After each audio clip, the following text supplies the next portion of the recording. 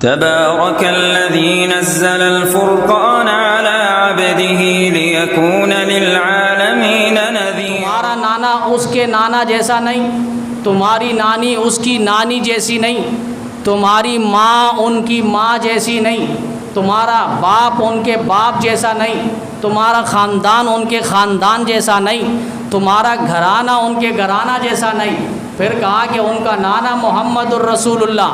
تمہارا نانا کون؟ ان کی نانی خدیجۃ الکبریٰ۔ تمہاری نانی کون؟ ان کی ماں حضرت فاطمہ الزہرا رضی اللہ تعالیٰ عنہا جو نبی علیہ السلام کی چہیتی بیٹی ہے۔ تمہاری ماں ان جیسی کہاں؟ ان کے ابا علی المرتضیٰ شیر خدا جو نبی علیہ السلام کے برادر نسبتی ہے، چچا زاد بھائی ہے۔ تمہارے والد کہاں؟ چچا زاد بھائی۔ وہ سید خاندان ہے، سید زادہ ہے، تم غلام زادے ہو، اور غلام زادے کا سید زادے سے مقابلہ نہیں۔ اب یہ شیر بیٹھا رہا، وہ پریشان ہوا۔ حضرت عمر بیدار ہوئے نیند سے، تو اس شیر نے السلام علیکم یا امیر المؤمنین کہا، اے امیر المؤمنین آپ کو سلام ہو، اور اس کے بعد سر جھکایا اور اس کے بعد اپنی منزل کی طرف روانہ ہوا۔ رعایا کی خبر گیری ہو رہی ہے۔ انصاف حضرت عمر کے دور حکومت پہ ایک عورت اکیلے جا رہی تھی، حضرت عمر بھینس بدل کر ان کے پاس گئے اور کہا کہ آپ کو ڈر نہیں لگتا، آپ رات میں اکیلے جا رہی ہیں؟ اس عورت نے کہا لگتا ہے یا تو عمر انتقال کر گئے یا آپ ہی عمر ہو۔ کیوں؟ عمر کے ہوتے ہوئے کسی کی مجال نہیں، راہ چلتے ہوئے کسی عورت سے کوئی سوال۔ عمر، آقا عمر، مرشد عمر، مولا عمر، رہبر عمر، آقا عمر، مرشد عمر، مولا عمر، برتر عمر، بالا عمر، اعلیٰ عمر، اولا عمر، ذات نبی پاک پر سو جان سے شیدا عمر، ایمان میں ایقان میں احسان میں یکتا عمر، باد بہاری کی طرح گزرا عراق و روم سے، ابر کرم بن کر اٹھا ایران پر برسا عمر، ماں بعد ختم المرسلین کوئی نبی اٹھنا نہیں، یہ سلسلہ چلتا اگر تو ایک نبی ہوتا عمر، اور زینت کے خزانے کو الماس کہتے ہیں، زینت کے خزانے کو الماس کہتے ہیں، لگے پانی کی طلب تو اسے پیاس کہتے ہیں، یوں تو سب کی پیاس بجھاتا ہے دریا، جو دریا کی پیاس بجھائے اسے عمر ابن خطاب کہتے ہیں۔ میرے واجب الاحترام، قابل احترام دوستوں، ساتھیوں، بزرگوں، قرآن پاک کی جو آیت اور ذخیرہ احادیث میں سے جو حدیث پاک تلاوت کی گئی ہے، خلاق عالم کی بارگاہ میں دعا ہے کہ مالک کائنات، خالق ارض و سماوات، قرآن و سنت کے مطابق کہنے کی، قرآن و سنت کے مطابق عملی زندگی بسر کی توفیق عطا فرمائیں۔ ماہ محترم، ماہ مکرم، عظمت و رفت والا مہینہ، شان و مقام، مرتبہ اور مینار والا مہینہ محرم الحرام آغاز ہو چکا ہے، اور اس محرم الحرام کی مناسبت سے گزشتہ جمعہ مراد رسول، داماد بطول، امام عدل و انصاف، امام عالی مقام، فاتح عرب و عجم، حضرت سیدنا عمر ابن خطاب رضی اللہ تعالیٰ عنہ کے حوالے سے کچھ مختصر بات رکھی گئی تھی، اور چونکہ یکم محرم الحرام کو فاتح بیت المقدس، فاتح بیت اللہ حضرت سیدنا عمر ابن خطاب رضی اللہ تعالیٰ عنہ کی شہادت بھی ہے، اور یہ اسلامی سال کا پہلا مہینہ محرم الحرام کہلاتا ہے۔ اس مہینے کے اندر بے شمار واقعات رونما ہوئے ہیں، اور سر دست ان میں شہادت عمر فاروق رضی اللہ تعالیٰ عنہ اور ساتھ ساتھ دشت کربلا میں حضرت حسین ابن علی رضی اللہ تعالیٰ عنہما سمیت 72 افراد جام شہادت کا ایک المناک مظلومانہ دن ہے، اور مسلمانان عالم پر ایک بہت بڑا صدمہ ہے اور ایک غم کا دن ہے۔ ان پر انشاءاللہ بات اگلے جمعے ہوگی۔ آج کی نشست پہ مراد رسول، داماد بطول، فاتح بیت المقدس، فاتح بیت اللہ، امام عدل و انصاف سیدنا عمر فاروق رضی اللہ تعالیٰ عنہ کی خدمات اور شہادت سے متعلق 2-4 بات کی جائے گی۔ حضرت سیدنا عمر فاروق رضی اللہ تعالیٰ عنہ کی فضیلت تو بے شمار ہے، بس فضیلت کے لیے یہ لفظ بھی کافی ہے کہ سارے صحابہ میں جسے نبی علیہ السلام نے اللہ سے نام لے کر مانگا ہے، بس یہ عظمت کے لیے کافی ہے۔ اللہ عمر دے دے، اللہ عمر دے دے، اللہ عمر دے دے، اللہم اعز الاسلام بعمر بن الخطاب۔ نبی مانگ رہے ہیں، ظاہر بات ہے کوئی نہ کوئی کمال موجود ہے، کوئی نہ کوئی عظمت موجود ہے، کچھ نہ کچھ عمر کے اندر موجود ہے۔ اسی لیے نبی علیہ السلام غلاف کعبہ پکڑ کر اللہ تعالیٰ سے دعا کرتے ہیں، اللہم اعز الاسلام بعمر بن الخطاب، اللہ اسلام کو ترقی دے دے، اسلام کو عزت دے دے، اسلام کو شان و شوکت دے دے، عمر کو اسلام کی دولت دے دے۔ یعنی یوں سمجھ لے اسلام کی ترقی عمر کے اسلام لانے پر ہے، اسلام کی عزت اس عمر کے اسلام لانے پر ہے، اسلام کی عمر کا اسلام لانے پر ہے۔ اسی لیے ایک موقع پہ نبی علیہ السلام نے فرمایا، الاسلام یبقی علی موتک یا عمر الی یوم القیامہ، اے عمر تیری موت پر اسلام قیامت تک روتا رہے گا۔ عمر کی موت پر نبی علیہ السلام فرما رہے ہیں اسلام قیامت تک روتا رہے گا۔ وہ عمر ہے جسے نبی علیہ السلام نے غلاف کعبہ پکڑ کر اللہ تعالیٰ سے مانگا، وہ عمر جو اسلام لے کر آیا تو نبی علیہ السلام نے نعرہ تکبیر کی صدا بلند کی، وہ عمر ہے جو نبی علیہ السلام کے در اقدس میں آئے تو جبریل نے جشن کا پیغام اور مسودہ سنایا، وہ عمر جو اسلام لاتا ہے تو اللہ تعالیٰ کے نورانی فرشتے آسمان پہ جشن مناتے ہیں، جبریل بھی جشن منا رہے ہیں، نوری بھی جشن منا رہے ہیں، فرشتے بھی جس کے ایمان لانے پر جشن اور خوشی محسوس کر رہے ہیں۔ وہ عمر جو اسلام لاتا ہے تو در کعبہ کھلواتا ہے اور امام الانبیاء سے فرماتے ہیں کہ آقا اللہ کی عبادت ہوگی تو اللہ کے در اور گھر پر ہوگی۔ پھر عمر کا اسلام لانا کوئی معنی نہیں رکھتا، یہ وہ عمر ہے جس نے نبی علیہ السلام کو صحابہ کو لے کر بیت اللہ میں دروازہ کھلوایا اور چوک پہ کھڑے ہو کر مشرکین مکہ کو للکارا اور کہا کہ ہے کوئی طاقتور، ہے کوئی قوت پہ ناز کرنے والا تو آئے عمر کا راستہ روک کر دکھائے، اور کون مائی کا لال ہے جو عمر کا راستہ روک کر دکھائے، ذرا آج دیکھتا ہوں میں اپنی نگرانی میں محافظ میں امام الانبیاء صلی اللہ علیہ وسلم کو نماز پڑھواؤں گا۔ نبی علیہ السلام نے امامت کی اور صحابہ نبی کے پیچھے نماز پڑھنے لگے، اور اس کے محافظ جو نظر آ رہے ہیں وہ عمر ابن خطاب رضی اللہ تعالیٰ عنہ۔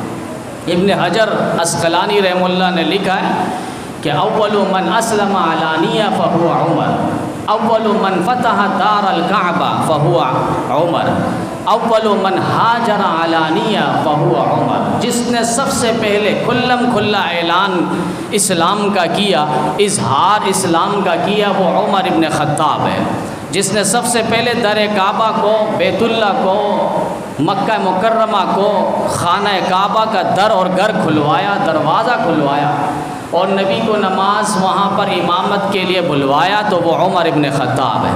اور سب سے پہلے جس نے کھلم کھلا علانیہ طور پر ہجرت کی اور سب کو کہا کہ ہے کوئی عمر کا راستہ روکنے والا تو وہ آئے میرے پیچھے، میرا راستہ روک کر دکھائے، ہجرت کرنے والے کھلم کھلا وہ عمر ابن خطاب رضی اللہ تعالیٰ عنہ، جس کو نبی علیہ السلام نے یہاں تک فرمایا لو کان بعدی نبی لکان عمر، عمر تیرے اندر وہ صفات ہیں، وہ خوبیاں ہیں، وہ کمالات ہیں، اگر یاد رکھنا میرے بعد کوئی نبی دنیا میں آنا ہوتا تو عمر تو نبی ہوتا۔ اتنی بڑی بشارت اور خوشخبری نبی علیہ السلام دے رہے ہیں عمر کو، فرمایا عمر تو جہاں سے جاتا ہے شیطان وہ راستہ چھوڑ دیتا ہے۔ پھر نبی علیہ السلام نے فرمایا اقتدوا بالذین بعدی ابا بکر و عمر، میرے بعد اگر تم لوگ کسی کی اقتدا کرو گے تو یاد رکھنا وہ عمر اور ابو بکر ہوں گے، ان کے نقش پا پہ تم لوگوں نے چلنا ہے۔ یہ عمر ابن خطاب رضی اللہ تعالیٰ عنہ ہے، دین اسلام کے لیے بڑی قربانیاں ہیں، 22 لاکھ مربع میل پر، 3 بر اعظم پر، پوری دنیا 7 بر اعظم پر محیط ہے، اور عمر رضی اللہ تعالیٰ عنہ 3 بر اعظم پر حکمرانی کر رہے ہیں، صرف مدینہ نہیں۔ ہم سمجھتے ہیں صرف مدینہ کے اندر ان کی گشت ہو رہی ہے، مدینہ کے اندر صرف وہ پیرہ داری کر رہے ہیں، مدینہ کے اندر ان کی حکومت ہے، ایسا نہیں ہے۔ 3 بر اعظم پر، یہ ہمارا پاکستان تقریباً 4 سے 5 پاکستان اس جگہ کے اندر آ جائے، اتنی بڑی جگہ پر حضرت عمر فاروق رضی اللہ تعالیٰ عنہ حکومت کر رہے ہیں، رعایا کی خبر گیری کرتے ہیں راتوں کو اٹھ اٹھ کر۔ 22 لاکھ مربع میل، کیسر و کسرا اور روم اور فارس، ایران جیسا ملک، حضرت عمر فاروق رضی اللہ تعالیٰ عنہ کا نام سن کر وہ لرز جاتے تھے، لیکن رعایا کی خبر گیری کے لیے راتوں کو اٹھ کر گھومتے۔ ایک موقع پہ مدینے سے کچھ دور فاصلے پر حضرت عمر چلے گئے، ایک شخص کو دیکھا انتہائی پریشان، سرگردان، حیران، سامنے نظر آیا، پوچھا خیریت؟ کہا کوئی دوائی نہیں، کوئی بھلائی نہیں، کوئی ہے نہیں یہاں پر۔ حضرت عمر نے پوچھ لیا ہوا کیا؟ کہا وہ پاس خیمے میں میری بیوی ہے اور وہ بچے سے درد ذہن میں ہے، تو کوئی عورت کی ضرورت ہے۔ حضرت عمر فاروق رضی اللہ تعالیٰ عنہ وہ جانتا نہیں تھا یہ سامنے کون کھڑا ہے، ٹیلی ویژن کا زمانہ نہیں تھا، میسیج اور پیغام کا، پوسٹ کا، پکچروں کا کوئی زمانہ نہیں تھا، دور مسافر تھا، آیا تھا مدینے کے کچھ مسافات میں۔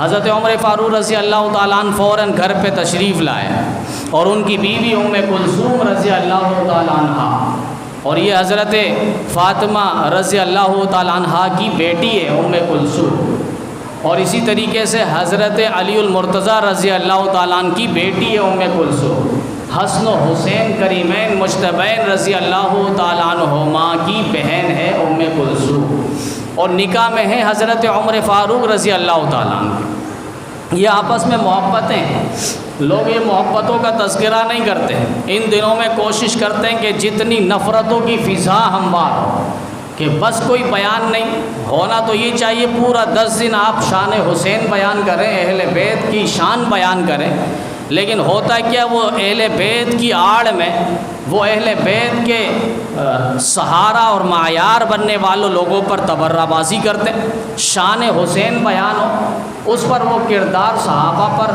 انگلیاں اٹھاتے ہیں کہ وہ بنو امیہ نے بڑا ظلم کیا ہے، ان پر پانی بند کر دیا، ان کے دروازے لات مار کے گرا دیے۔ حضرت عمر فاروق رضی اللہ تعالیٰ عنہ کو ان چیز سے کیا دلچسپی ہے؟ آپ محبتیں دیکھیں، بیٹی لے رہے ہیں، دے رہے ہیں، یہ رشتہ، یہ تعلق اعتماد کا، پیار کا بتا رہا ہے۔ ام کلثوم رضی اللہ تعالیٰ عنہ حضرت فاطمہ رضی اللہ تعالیٰ عنہ کی بیٹی ہے، حضرت عمر کے نکاح میں کہا شہزادی ذرا اٹھیے، آج ایک کام آ گیا۔ کام کیا ہے؟ کام اس طرح ہے کہ کسی عورت کے لیے دائی کی ضرورت پڑے گی، تو آپ نے وہاں یہ فریضہ سر انجام دینا ہے۔ وہ اٹھ گئی اور کچھ سامان وغیرہ حضرت عمر اپنے ساتھ لے لیے، گھی آٹا وغیرہ، اور چل پڑے۔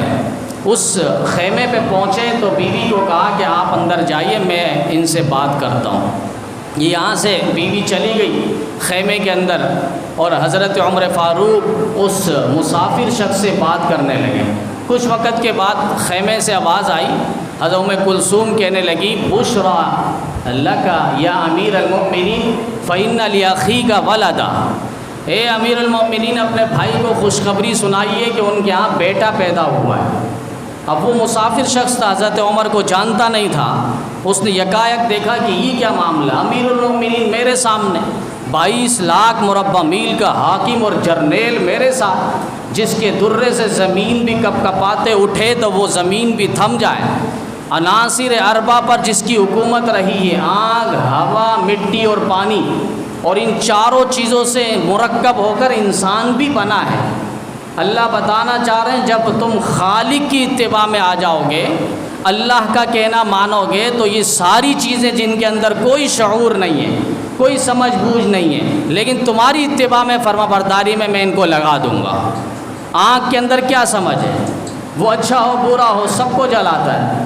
دیکھا نہیں آپ نے موسیٰ علیہ السلام نے کوئلہ اٹھایا تھا، زبان پر رکھا تھا تو ان کا زبان جو ہے وہ جل گئی تھی، جس کی وجہ سے وہ ٹھیک انداز میں بات نہیں کر سکتے تھے۔ وَلَا يَكَادُ يُبِينُ، قرآن کریم کہتا ہے ٹھیک انداز میں، واضح انداز میں بات نہیں کر سکتے تھے۔ جب اللہ نے کہا فرعون کو دعوت دو، میرا پیغام سناؤ، تو حضرت موسیٰ علیہ السلام نے اللہ سے دعا کی رب اشرح لی صدری ویسر لی امری واحلل عقدۃ من لسانی یفقہوا قولی۔ یہ دعا ہی اللہ زبان کے گروہ کو کھول دے، میرا دل سینہ چیر واضح کر دے، میں اپنی بات دوسروں تک پہنچا سکوں، سمجھا سکوں، بتا سکوں۔ یا اللہ میری زبان کھول دے، میرا سینہ کھول دے۔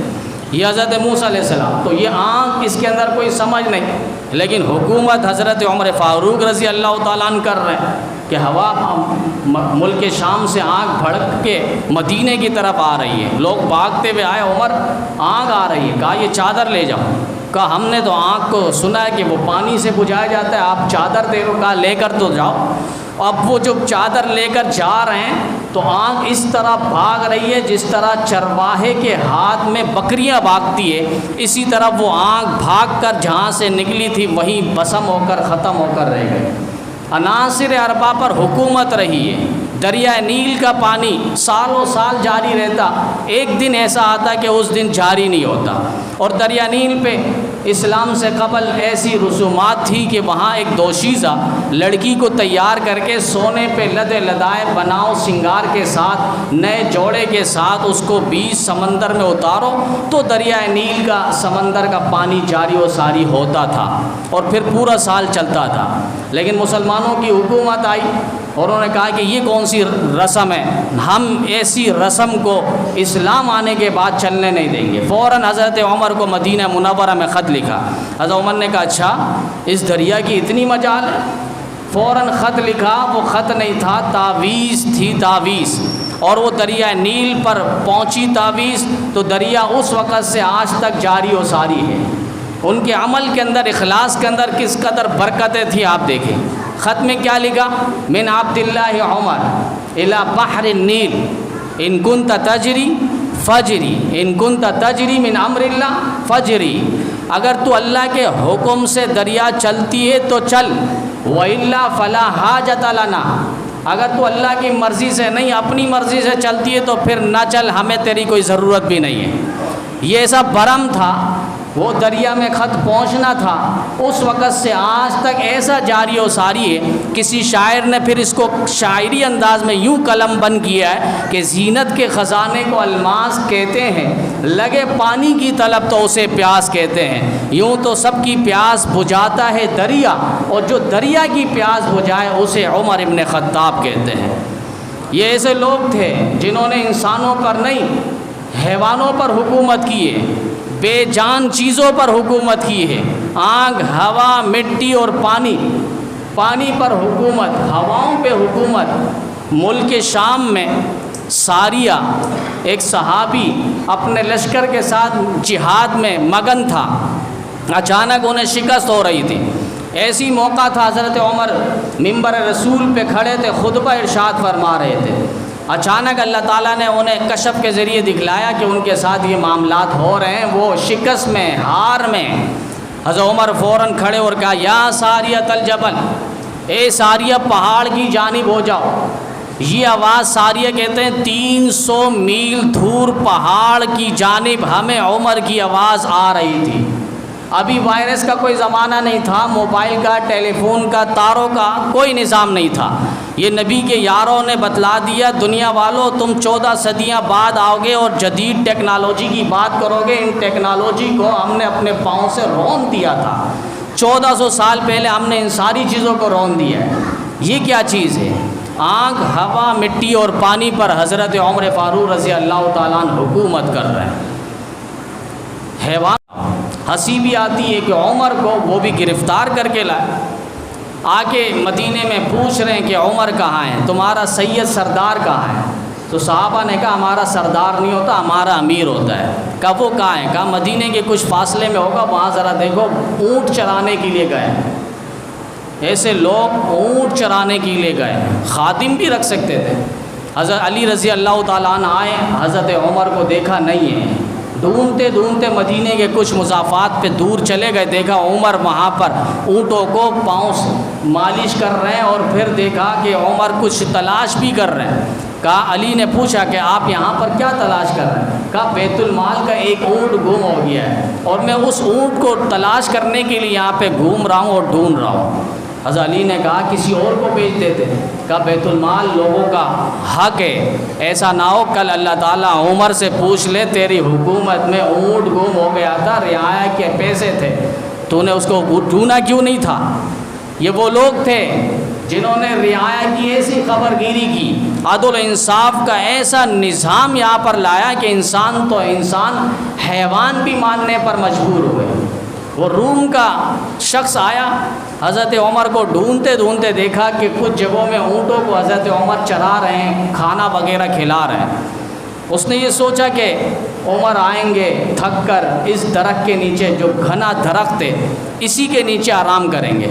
اس کے زعم اور سوچ کے مطابق حضرت عمر تھکے اور دوپہر کے وقت اسی درخت کے نیچے آ کر آرام کرنے کے لیے لیٹ گئے۔ اس شخص نے درخت کے اوپر ہی اپنا ٹھکانہ بنا لیا تھا اور کہا کہ آج عمر کا کام تمام کر کے ہم جائیں گے۔ یہ اکیلا اوپر چھپ گیا، حضرت عمر نیچے سو رہے ہیں۔ جیسے اس نے آواز سنی سونے کی کہ حضرت عمر تو اب سو گئے، اب اپنا کام حربہ استعمال کرو۔ اچانک وہ اترنے لگا تو سامنے سے دیکھا شیر آ رہا ہے۔ اب اس نے کہا کہ چلو ٹھیک ہے، جو کام میں کرنے آیا تھا اب یہ شیر ہی کر لے گا۔ وہ شیر آنے کے بعد حضرت عمر فاروق رضی اللہ تعالیٰ عنہ کے سرانے پر وہ بیٹھ گیا اور وہ شیر پیغام دے رہا تھا کہ عمر ہم تیرے بھی غلام ہیں، جنگل کا بادشاہ ہوں گے اپنی جگہ، لیکن ہم محمد عربی کے غلاموں کے غلام ہیں۔ یہ عمر، اس کے کارنامے، اس کے بیٹے کے کارنامے آپ دیکھیں، عبداللہ ابن عمر۔ لوگ آگے نہیں بڑھ رہے۔ کسی نے کہا کیا ہوا؟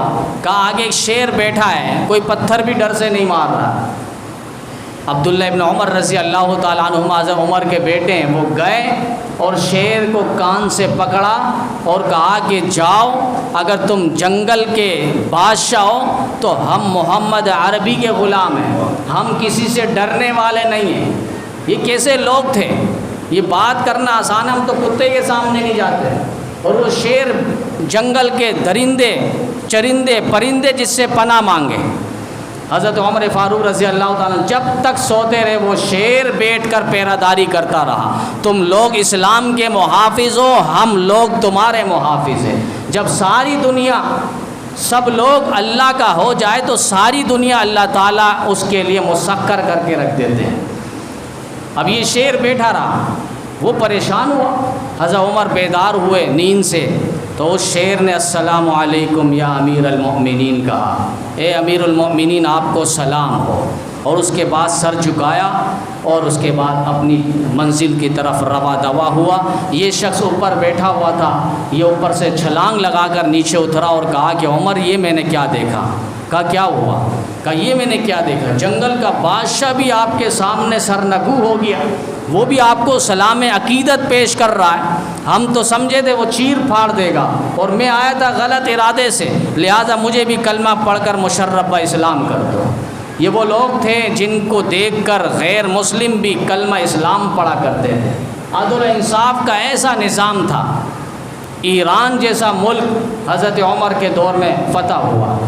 حضرت عمر بہت زیادہ پریشان تھے ایران سے، اور یہاں تک کہہ رہے تھے اللہ اس ملک کے درمیان اور ہمارے درمیان کاش ایک سمندر کی آگ ہوتی، سمندر کی آگ، نہ وہ والے یہاں آ سکتے تھے نہ یہاں والے وہاں کوئی جا سکتے تھے۔ دین اسلام کو جتنا نقصان ایرانیوں نے پہنچایا کسی نے نہیں پہنچایا۔ حضرت عمر پریشان تھے۔ جب وہاں کے لیے جنگ بندی ہوئی، یزجر وہاں کا ایران کا بادشاہ تھا، اور صحابہ کو بٹھا کے حضرت عمر نے خود سپہ سالاری کی اور کہا کہ اس جنگ کی قیادت اور سپہ سالاری میں خود کروں گا۔ بہت بڑی جنگ تھی۔ پھر انہوں نے تشکیل دی 30,000 یا 32,000 صحابہ کے لشکر کو، جرار کو تیار کیا، اور مدینے سے کچھ فاصلے حضرت عمر پیدل جا رہے تھے۔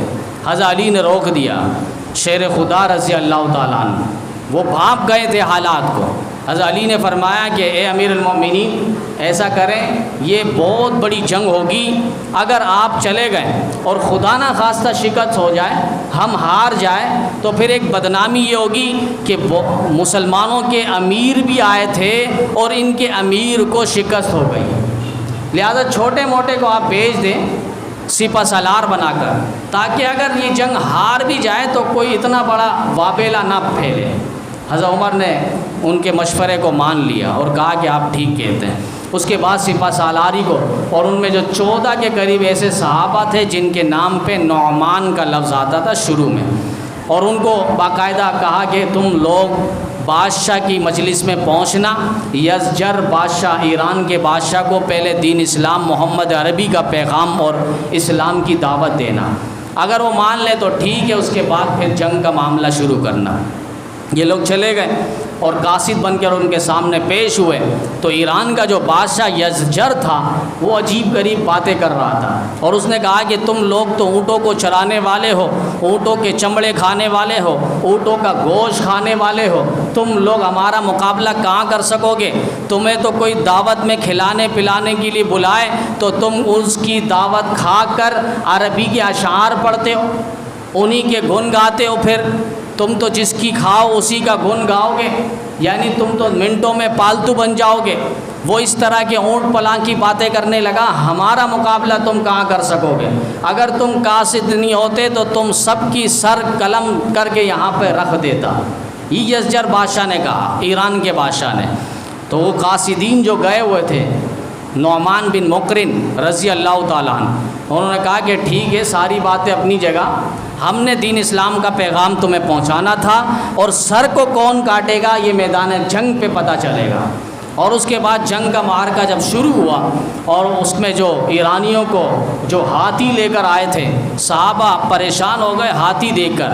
پھر کسی نے مشورہ دیا کہ ایسا کرو، اونٹوں کے اوپر چادر ڈال دو، پھر وہ ہاتھی دیکھیں گے کہ ہمارا مقابلہ ہاتھیوں کے ساتھ ہو رہا ہے، پھر وہ مقابلے میں اتریں گے نہیں۔ اور ایسے ہی ہوا۔ پھر اس کے بعد ایرانیوں کو ایسا شکست فاس ہوا، ایسے دھم دھماکے بھاگے، اور وہاں مسلمانوں نے، اہل اسلام نے دین اسلام کا پرچم وہاں پر لہرایا، جس سے صرف آپ اس بات سے اندازہ لگا سکتے ہیں، ایک صحابی تھے جن کا نام ربیعہ رضی اللہ تعالیٰ عنہ تھے، اور وہ دجلہ فرات کے قریب ہی ان کی جھوپڑی تھی۔ ان کو 14 صندوق کے ڈبے ملے، اور وہ امیر لشکر کے پاس لے کر آیا۔ امیر لشکر دیکھ کر حیران ہے کہ 14 صندوق کے ڈبے سونے سے بنے ہوئے، اس میں جو تار لگے ہیں، وہ تالا جو لگا ہے وہ بھی سونے کا، اندر جو تاروں سے باندھ کے رکھا ہے وہ بھی سونے کا۔ اور جب اس کو کھولا گیا تو اس کے اندر دیکھا جواہرات، زیورات، قیمتی سونے۔ اب انہوں نے امیر لشکر نے نام پوچھ لیا، نام نہیں بتا رہے، کہا بتاؤ تاکہ تمہارا نام ہم حضرت عمر کو پیش کریں گے کہ ہمارے اس سلطنت کے اندر ایسے ایماندار لوگ بھی موجود ہیں کہ 14 صندوق اس کے پاس، اتنا کہ پورا ایرانی سلطنت آپ لے لیں، اس سلطنت کے اندر جتنے خزانے تھے وہ سارے خزانے کی مالیت اس 14 صندوق کے اندر موجود تھا۔ اتنی بڑی دولت لے کر وہ امانت دار شخص ہمارے پاس پہنچا ہے، لیکن وہ نام بتانے سے بالکل عاجز ہے اور کہا کہ میں نے اللہ کے لیے کیا، اللہ میرا نام جانتا ہے، مجھے مخلوق کو نام واضح کرنے کی ضرورت نہیں۔ اینڈ تک انہوں نے نام نہیں بتایا۔ جب وہ جانے لگے چلے گئے تو کسی قاصد کو کہا کہ ان کا پیچھا کرو، یہ کون ہے، کہاں سے آیا؟ جب دیکھا کہ فلاں جھوپڑی میں جا کر وہ رہ گئے تو لوگوں سے پوچھا کہ اس جھوپڑی میں رہنے والے، کہا اس جھوپڑی میں رہنے والے وہ ربیعہ رضی اللہ تعالیٰ عنہ ہے۔ کہا کہ تمہیں ان کے گھر کے حالات کا پتہ نہیں، 7 بیٹیاں ان کی اور 3 دن سے گھر پہ فاقہ ہے۔ اب آپ دیکھیں 7 بیٹیاں ہیں، 3 دن سے فاقہ ہے، 14 صندوق سونے کا جو پورا ایرانی سلطنت کی مالیت رکھتا ہے، وہ 14 صندوق امانت کے ساتھ، دیانت کے ساتھ اٹھا کر انہوں نے امیر لشکر کو پہنچایا۔ گھر کی کوئی خبر گیری نہیں۔ ایسے لوگ پیدا نہیں ہوتے، ان کو پیدا ہی اللہ نے نبی کے لیے کیا تھا۔ ان اللہ اختارانی واختار علی اصحابی، نبی نے فرمایا مجھے اللہ نے چنا، ساری انسانیت میں انبیاء کو چنا، انبیاء میں امام الانبیاء محمد عربی صلی اللہ علیہ وسلم کو چنا، اور پوری کائنات انسانیت پہ اللہ تعالیٰ نے نبیوں کے بعد جو چنا ہے، ان چننے والے یاروں کو، وفاداروں کو صحابہ کرام رضوان اللہ تعالیٰ علیہم اجمعین کہا جاتا ہے۔ وہ ربیعہ بعد میں ان کا نام آگے پہنچا، وہاں سے باقاعدہ پھر ان کے گھر کا سامان اکٹھا ہوا۔ یہ رعایا کی خبر گیری ہو رہی ہے۔ انصاف حضرت عمر کے دور حکومت پہ ایک عورت اکیلے جا رہی تھی، حضرت عمر بھینس بدل کر ان کے پاس گئے اور کہا کہ آپ کو ڈر نہیں لگتا، آپ رات میں اکیلے جا رہی ہیں؟ اس عورت نے کہا لگتا ہے یا تو عمر انتقال کر گئے یا آپ ہی عمر ہو۔ کیوں؟ عمر کے ہوتے ہوئے کسی کی مجال نہیں راہ چلتے ہوئے کسی عورت سے کوئی سوال کرے۔ وہ لوگ تھے۔ آج تو مرد عورتوں کی عزت محفوظ نہیں ہے۔ عورتوں کی عزت، بیوی ساتھ جا رہی ہے، ڈکیت، ان کو ذرا بھی رحم نہیں ہے۔ مرد سے تو لے رہے ہیں، خواتین کو تک ٹارگٹ بنایا جا رہا ہے۔ پھر بعض خواتین اٹھ جاتی ہے جن کا صحیح سے دین اسلام سے تعلق نہیں ہوتا، وہ کہتے ہیں دیکھو ہمارے حقوق سب ہیں، آئین سب ہے، قانون سب ہے، عورتوں کو جتنا دین اسلام نے پروٹوکول دیا ہے، عزت دی ہے، افتخار دیا ہے، شرف اور مقام دیا ہے، ایسا کسی مذہب نے نہیں دیا۔ اگر وہ بیٹی ہے اور پرورش کر لے، باپ کو جنت لے جائے، جنت لے جانے کی ضمانت ہے۔ فرمائے بیوی کے لیے اچھا برتاؤ کرو، ماں باپ کے بارے میں فرمائے یہ تمہارے لیے جنت ہے، جہنم ہے، یعنی ان کی خدمت کر لی جنت ہے اور ناراض کیا تو جہنم ہے۔ باپ جنت کا دروازہ بتلایا، ماں جنت بتلائی، ان کے قدموں میں سر نہیں، پاؤں پکڑو۔ فرمائے یہ پاؤں، ماں باپ، ماں کے پاؤں، یہ جنت تمہیں دکھائے گا۔ اتنا مقام اور مرتبہ آپ دکھائیں دنیا کی اور ہسٹری کے اندر، مذہب کے اندر، تاریخ کے اندر، اوراق کے اندر، نقوش کے اندر، آئین کے اندر، ضابطے کے اندر کہیں آپ کو نظر نہیں آئے گا۔ وہ ویسی جن کو دین اسلام کی ہوا تک نہیں لگی، تعلیم کی ہوا تک نہیں لگی، وہ یہ باتیں کر رہی ہوتی ہیں۔ آئین سب کچھ ہے، جتنے عزت کی بات دین اسلام، پیغمبر اسلام اور علماء دین بتاتے ہیں، یہ کوئی اور نہیں بتلاتا۔ ضرورت اس بات کی ہے کہ آئین کو حرکت دیں، قانون کو حرکت دیں۔ وہ کامیاب لوگ جو حکومت کامیاب کر کے گزرے ہیں، ان کے نقش قدم پر چلیں، انہیں اپنے آئیڈیل اور نمونہ بنائیں۔ طرز حکومت اگر سیکھنا ہو تو انہیں دیکھنا ہوگا، دستور حکومت اگر کرنا ہو تو ان لوگوں کو دیکھنا ہوگا جن لوگوں نے ایسی حکومت کی، ایک ہی گھاٹ سے شیر بھی اور ہرنی بھی پانی پیے، ایک ہی گھاٹ سے بکری بھی پانی پیے اور بھیڑیا بھی پانی پیتے ہوا نظر آئے۔ یہ عمر فاروق رضی اللہ تعالیٰ عنہ کی دور ایک بے مثال دور ہے، جس کی مثال نظر نہیں آتی دنیا کے اندر۔ یہ حضرت عمر فاروق رضی اللہ تعالیٰ عنہ، یکم محرم الحرام کو ان کی شہادت ہے، اور ہم ان کی محبتیں ذکر کرتے ہیں۔ صحابہ اہل بیت کے درمیان محبتیں تھیں، اتنی محبت کہ آپ اس کا اندازہ نہیں لگا سکتے ہیں۔ غیروں سے ہم صرف سنتے ہیں، لیکن خود اندازہ لگائیں۔ حضرت عمر فاروق رضی اللہ تعالیٰ نے اپنے بیٹے کو کہا کہ میٹنگ ہو رہی ہے، باہر بیٹھے رہو، آنا نہیں اندر۔ اچانک حضرت حسین رضی اللہ تعالیٰ نے آ گئے۔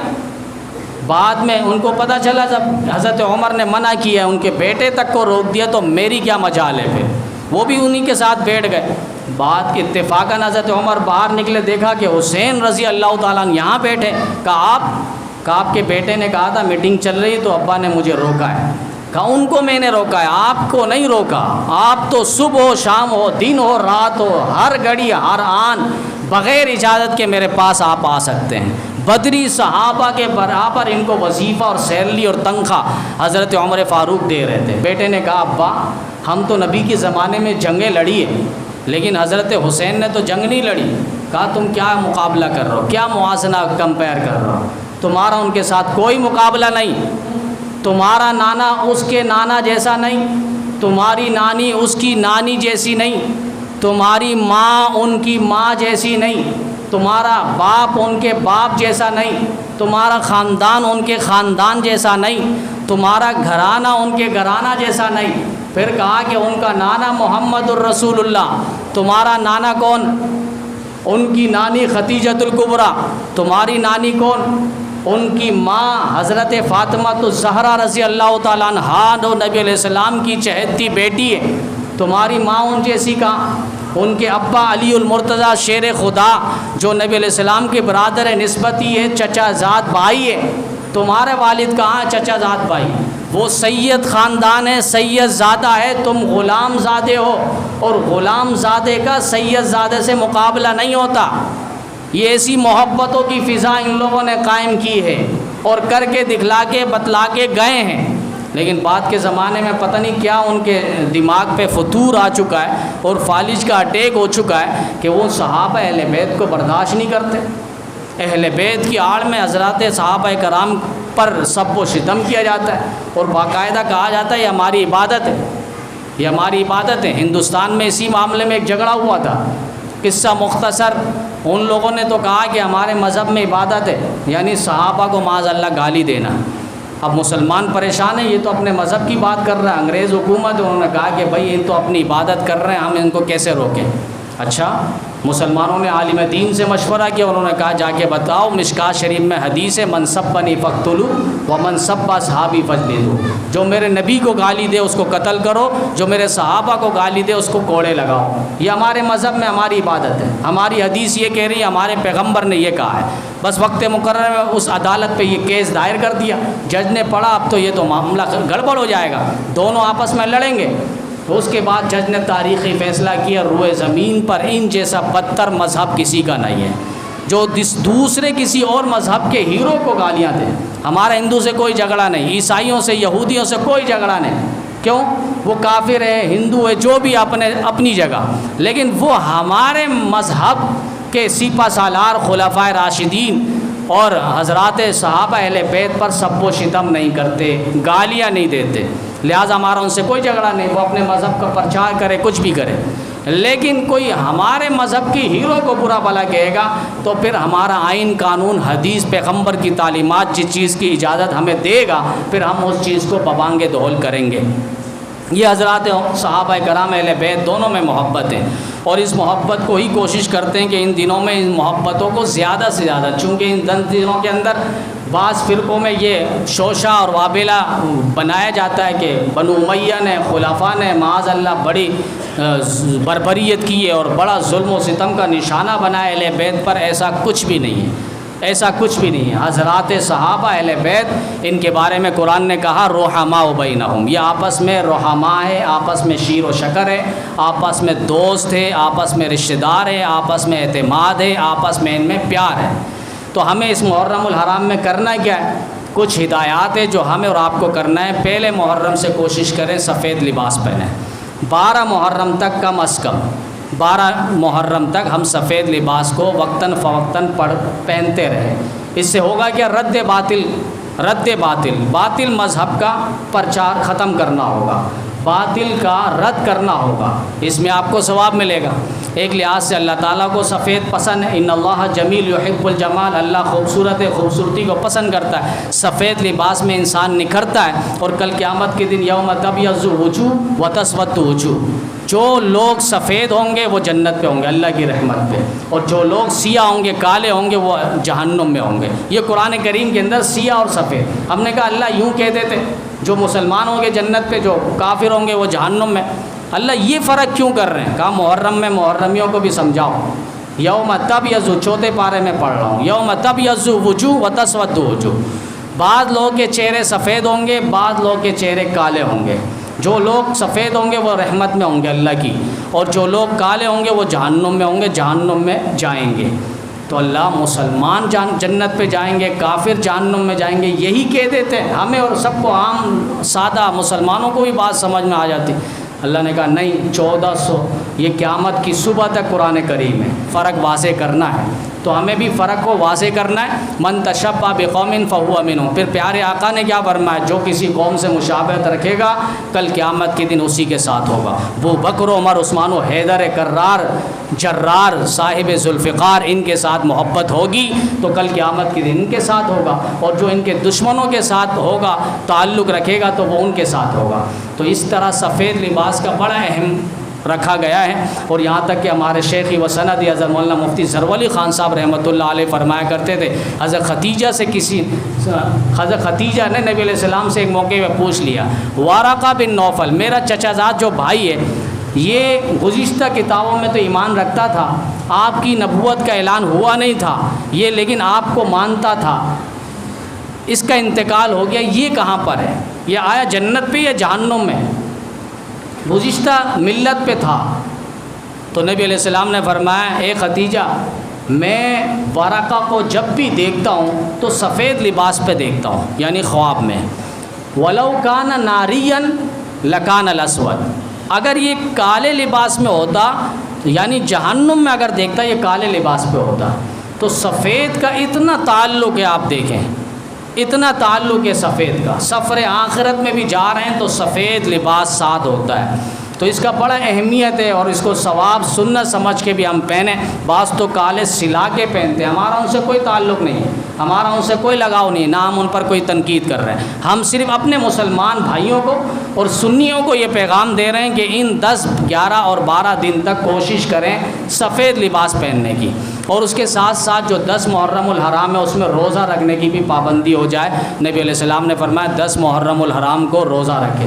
وہاں 3 دن خاندان نبوت اہل بیت کے لوگوں نے دشت کربلا میں روزہ رکھ کر جام شہادت انہوں نے نوش کیا ہے، تو ان کے نقش قدم پر چلتے ہوئے کم از کم ہم 1 روزہ، اور نبی علیہ السلام نے فرمایا اگلے سال میں زندہ رہا تو 1 ملا دوں گا، یعنی 2 روزے، 9، 10 یعنی جمعہ اور ہفتہ، ان 2 روزے رکھ لیں، یا تو ہفتہ اور اتوار، یہ 2 روزے رکھ لیں۔ یہ نبی علیہ السلام نے فرمایا رمضان کے بعد سب سے افضل ترین روزہ جو ہے وہ عاشورے کا روزہ ہے، یعنی 10 محرم الحرام کا روزہ ہے، اس کا بڑا ثواب ہے، 1 سال کے گناہ صغیرہ اللہ تعالیٰ اس روزے کی وجہ سے معاف کر دیتا ہے۔ اس کے ساتھ ساتھ نوحہ، بعض مسلمان بھی ہوتے ہیں، سنی مسلمان ہوتے ہیں، لیکن وہ نوحہ لگاتے ہیں، ان کو پتہ نہیں نوحہ کے اندر کتنی باتیں ایسی ہوتی ہیں جو خدا رسول کے ساتھ جنگ ہو رہی ہوتی ہے، حضرت علی رضی اللہ تعالیٰ عنہ کے ساتھ باقاعدہ جنگ ہو رہی ہوتی ہے، اور 1400 سال پہلے ہمارے امام الانبیاء صلی اللہ علیہ وسلم نے بتلا دیا، مشکات شریف کی حدیث ہے، لعن رسول اللہ صلی اللہ علیہ وسلم النائح والمستمع، اللہ کے رسول کی لعنت ہے جو نوحہ پڑھنے والی ہے یا نوحہ سننے والے ہیں، دونوں پر لعنت ہو رہی ہے۔ اور جب کسی حدیث پر یا قرآن پر ایسے الفاظ آئے جس پہ لعنت کی بات ہو تو وہ کام سے پرہیز کرنا ضروری ہے، یعنی وہ کام حرام ہے، نوحہ سننا حرام ہے۔ نبی علیہ السلام نے فرمایا من ضرب الخدود وشق الجیوب ودعا بدعوى الجاہلیہ فلیس منا، وہ ہم میں سے ہی نہیں ہے۔ کون؟ من ضرب الخدود، جو چہرے کو، رخسار کو نوچے، مارے، اور وشق الجیوب، گریبان چاک کرے، زمانہ جاہلیت کی پکارے، فلیس منا، نبی نے فرمایا وہ ہم میں سے نہیں ہے، ہماری جماعت میں سے نہیں ہے، ہمارے طریقے میں سے نہیں ہے، ہماری سنت میں سے نہیں ہے۔ ہماری امت میں سے نہیں ہے، نبی علیہ السلام نے فرمایا۔ تو یہ خاص ہدایات ہیں، اس کا ہم آج سے ہی عزم کریں اور تا دم زیست اور موت تک اسی کو ہم وتیرہ اور زندگی بنائیں، اور ان پورے 10 11 12 دن تک کوشش کریں جتنے بھی اعمال کریں تو صحابہ اہل بیت اور بالخصوص 72 افراد جو جام شہادت نوش کر چکے کربلا کے ریگستانوں میں، دشت کربلا میں، ان کے لیے ایصال ثواب کریں۔ اور اس کے علاوہ اور دنوں ہمارا حسین صرف 10 12 دن کے لیے نہیں ہے، اس پر انشاءاللہ بات ہوگی۔ ہمارا حسین 10 12 دن نہیں، 12 مہینے اور زندگی کے ہر شعبے ہر وقت کے لیے، موت کے آخری دھیانت تک کے لیے، تا قیامت تک کے لیے حسین ہمارے لیے مشعل راہ ہے۔ ہم ان 10 دنوں میں یہ کارنامے کر کے نہ سمجھے کہ ہم نے بڑا تیر مار لیا۔ انہوں نے اتنا تیر مارا کہ وہ گردن اپنا سر تن سے جدا کر چکے۔